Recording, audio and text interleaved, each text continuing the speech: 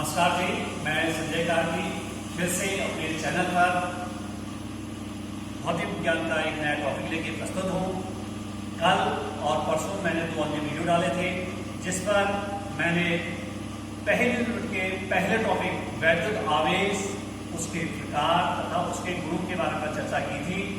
आज उसी चर्चा को आगे बढ़ाते हुए अगले गुण आवेश के क्वांटीकरण या परमाणुता के सिद्धांत पर बात करेंगे।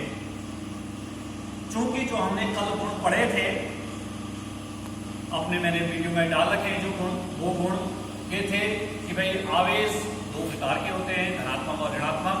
दूसरा गुण था कि सजातीय आवेश एक दूसरे को प्रतिकर्षित तथा विजातीय एक दूसरे को आकर्षित करते हैं।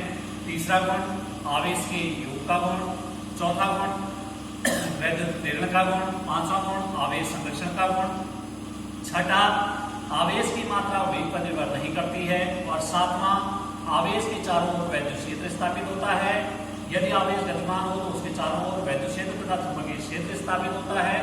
यदि आवेश त्वरित वेग से गतिमान हो तो उसके चारों ओर वैद्युत क्षेत्र, चुंबकीय क्षेत्र तथा वैद्युत चुंबकीय प्रेरण उत्पन्न होता है। अगला गुण है आवेश का क्वांटीकरण या परमाणुता का सिद्धांत। चूंकि पृथ्वी का मूल आवेश E है, इसका मान 1.6 गुणा 10⁻⁹ कूलम के बराबर होता है। पृथ्वी का मूल आवेश E है जिसका मान 1.6 गुणा 10⁻⁹ कूलम के बराबर होता है। जहां इस E को, जो ये आवेश को शो करते हैं, स्मॉल e से करते हैं, कैपिटल E से प्रदर्शित नहीं करते। जहां इस स्मॉल e को आवेश का क्वांटम भी कहते हैं, इसी e को आवेश का क्वांटम भी कहते हैं। इस प्रकार किसी आयन या आवेशित वस्तु, किसी आयन या आवेशित वस्तु के आवेश को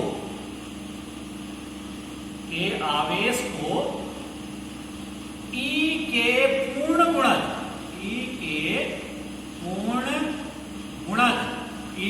पूर्ण गुणज जैसे हम ले सकते हैं 1e, 2e, so on any। E के पूर्ण गुणज 1e, 2e, so on any। जैसे मैंने कहा किसी आयन या आवेशित वस्तु के आवेश को E के पूर्ण गुणज जैसे 1e, 2e, 3e, so on any के रूप में व्यक्त कर सकते हैं। any के रूप में व्यक्त कर सकते हैं।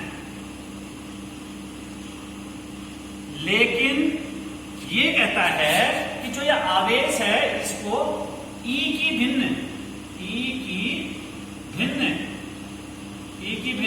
जैसे हम लिखेंगे, E की भिन्न को लिखेंगे जैसे हम लिख सकते हैं 1/3e, 2/3e, 5/6e। इस रूप में व्यक्त नहीं कर सकते हैं।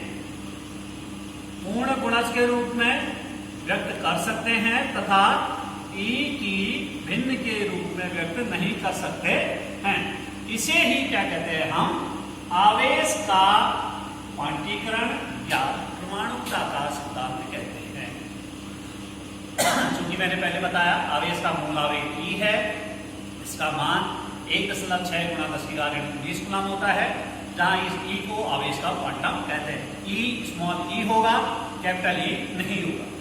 स्मॉल e से ही मूल आवेश को प्रदर्शित किया जाता है। इस प्रकार ये कहता है किसी आयन या आवेशित वस्तु के आवेश को E के पूर्ण गुणज, जैसे हम पूर्ण गुणज में लेंगे 1e हो गया, 2e हो गया, 3 हो गया, so on any के रूप में व्यक्त कर सकते हैं।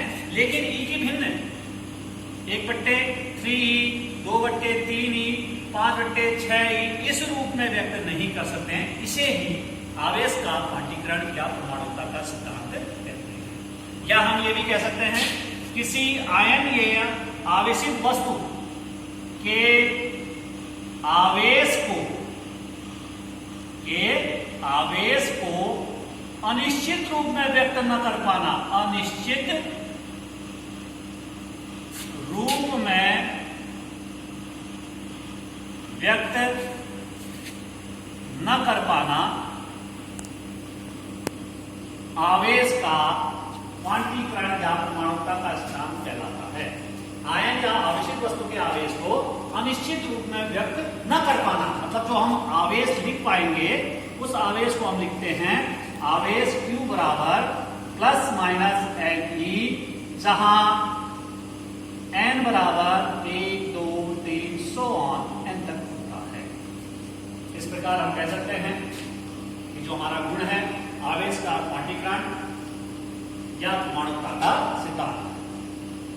ये कहता है पृथ्वी का मूल आवेश E है, इसका मान 1/6 गुना होता है, जहां E को आवेश का क्वांटम भी कहते हैं। इस प्रकार किसी आयन या आवेशित वस्तु के आवेश को E के पूर्ण गुणक जैसे 1e 2e so on Ne के रूप में व्यक्त कर सकते हैं, लेकिन E की भिन्न जैसे 1/3 2/3 5/6 इस रूप में व्यक्त नहीं कर सकते हैं। इसे ही आवेश का क्वांटीकरण या परमाणुता का सिद्धांत कहते हैं। या किसी आयन या आवेशित वस्तु के आवेश को अनिश्चित रूप में व्यक्त न कर पाना आवेश का क्वांटीकरण कहलाता है, जहां आवेश Q बराबर प्लस माइनस Ne के रूप में व्यक्त कर सकते हैं और जहां n बराबर 1 2 3 4 सो ऑन। धन्यवाद।